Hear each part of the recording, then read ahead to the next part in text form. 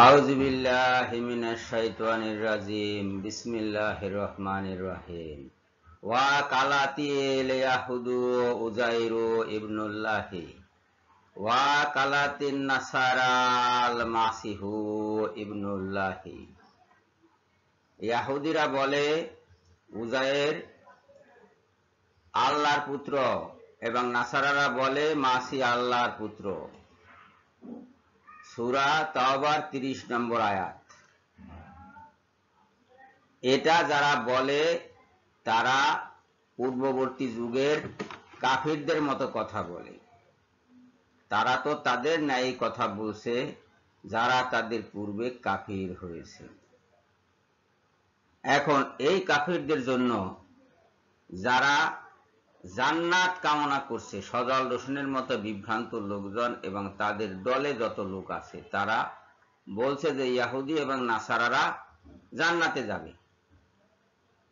সূরা বাকারার 62 নম্বর আয়াত দেখিয়ে তারা বলে জান্নাতে যাবে, কিন্তু ওই 62 নম্বর যে 3টি শর্ত আছে, যে আল্লাহ বিশ্বাস করতে হবে, কিয়ামতের দিন বিশ্বাস করতে হবে এবং সৎকর্ম করতে হবে, এই দিকে তাদের কোনো খবর নেই।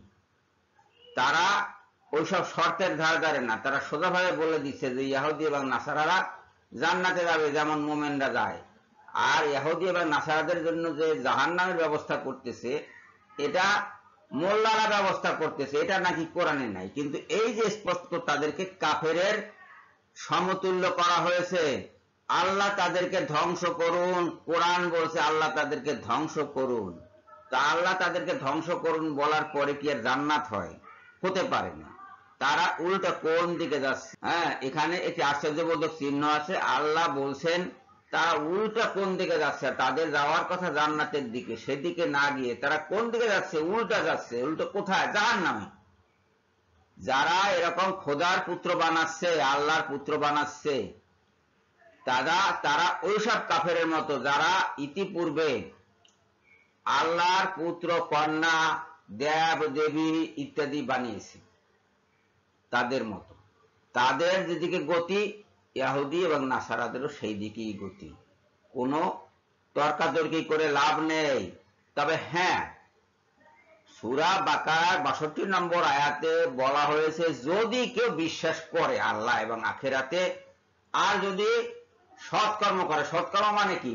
ইসলামে বিশ্বাসটাও একটা সৎকর্ম।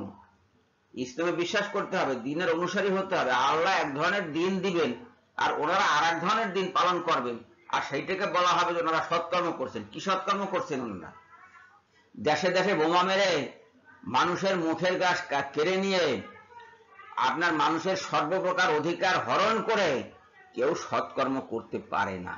এই জিনিসটা মনে রাখতে হবে আপনাদের। সবাইকে ধন্যবাদ জানিয়ে এখনকার মতো বিদায় হচ্ছি। আল্লাহ হাফেজ।